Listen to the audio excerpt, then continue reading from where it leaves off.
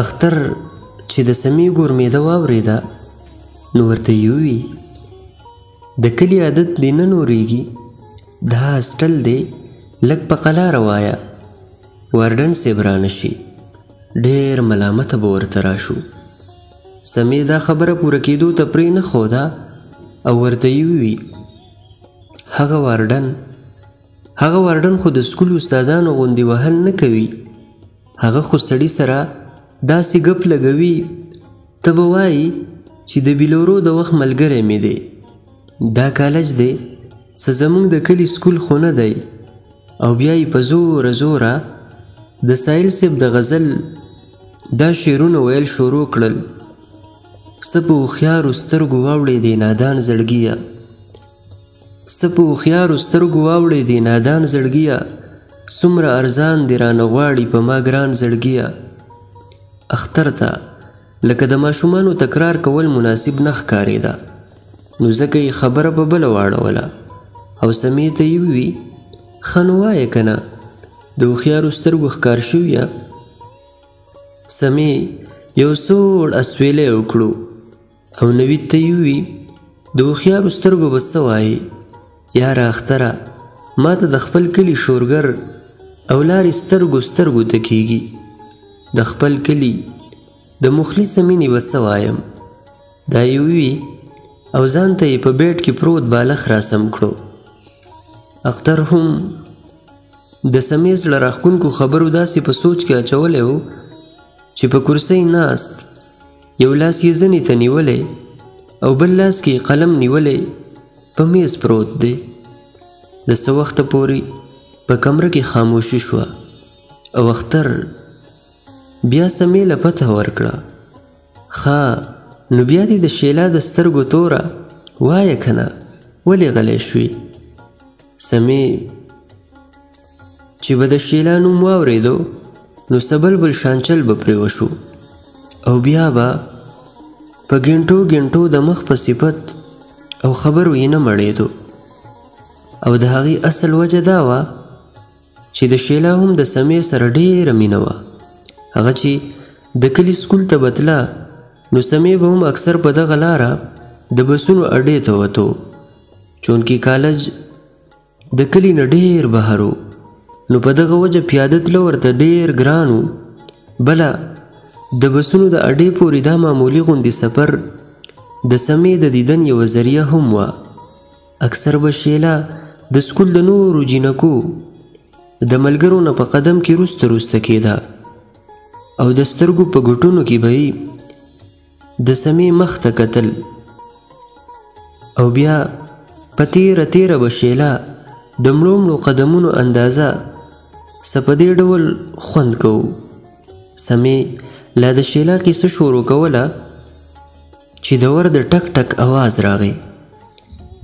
اختر زر ورپاسېدو خیال یې راغی چې ګنې وارډن صاحب دی څه ګوري چې ډاګي چټۍ په لاس دروازې ته ولاړ دی.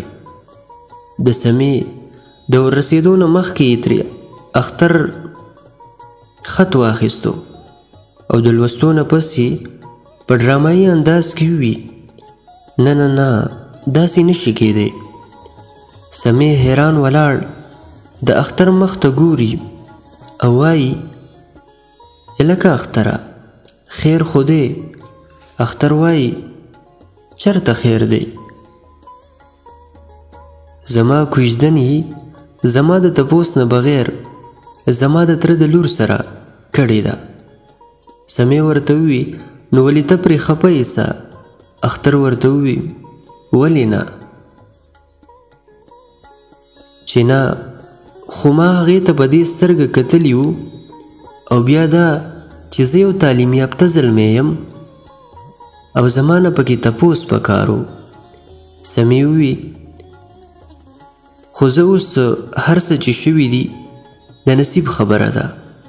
صبر ښه شی دی او بله دا چې مور او پلار د بچي د خو سوچ کوي. اختر ووي سمې اصل خبره دا وه چې زما مینه د بل چا سره ده هغه یوه تعلیم یافته جینۍ ده. سمې ووي ضروري نه ده چې ستا څوک خوښ وي هغه دې ستا د ژوند ملګری شي. او بیا دا چې تعلیم یافته او بې تعلیمه کې فرق څه دی؟ یو شان انسانان وي او انسان هر یو د انسانیت د دایرې دننه د قدر وړ دی، ښه که هغه تعلیم یافته وي یا بې تعلیمه. اختر د سمې خبره په نیمه کې پرېکړه او ویل د بې تعلیمه او تعلیم یافته انسان په ناسته ولاړه راشه درشه کې ډېر فرق وي.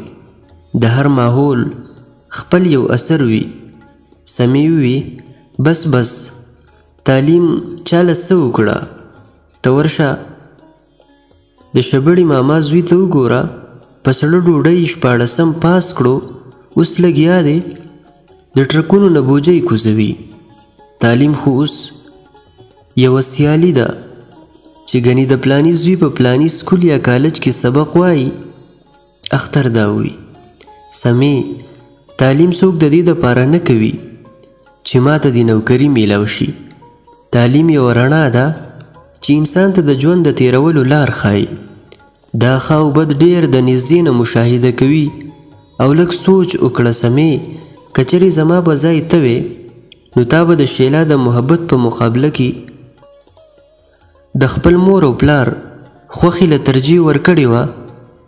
نو سمې فوراً وي او د مور او پلار د محبت او د هغوی د حق په مقابله زه د معشوقې د محبت وجود نه تسلیموم. او تعلیم خو ځکه د لار خنډ نشي جوړېدی چې له کومې وجې موږ ځان ته تعلیم یافته وایو. دا هم د دغې بې تعلیمه مور او پلار وجه ده چې ما او تا ته یې د ژوند د تیرولو چل وښودو او موږ یې د نوي دور په ماحول کې پیوست کړو. که د نن نه 15 کاله وړاندې د دغه بې تعلیمه مور او پلار زموږ مستقبل په باره کې دغه سوچ و، نو آیا د ژوند د دې اور د سفر دپاره د هغوی انتخاب د ځان دپاره پایدمن نه ګڼل بېوقوفي نه ده؟ نو څه دي؟ اختر چې د سمې د حوصلې نه ډکې خبرې واورېدې نو دواړه لاس یې وپړقول او سمې ته یې ووي کلي ته په چوټۍ تللی وم نو ما ته دا پته لګېدلې وه چې ستا کوژدن ستا د تره د لور سره شوې ده، خو د شیلا سره د ډېرې مینې له وجې ما دا مناسب نه ګڼل چې تا ته خبره فوراً ښکاره کړم. ما ستا ورور ته ووي چې ته خط راولېږه او زه به د سمې کیفیت معلوم کړم، هسې نه چې څه غلط قدم اوچت کړي. خو ستا د حوصلې نه ډکو خبرو زه په دې مجبوره کړم چې خبره درته ښکاره کړم.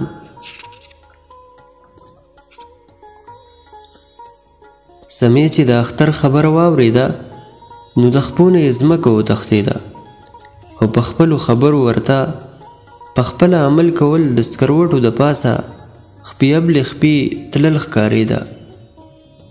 په ځوړند سر یې د اختر نه کلي ته د تلو اجازت واخیستو او په تلو کې د محمد اعظم صاحب دا کلام شروع کړو چې ای وخته ستا د تګ لارې زمونږ دي ستا نه دي، ای وخته ستا د تګ لارې زمونږ دي ستا نه دي، منزل که زمونږ نشو مزلونه خو به وي. او د هاسټل په دروازه ووتو.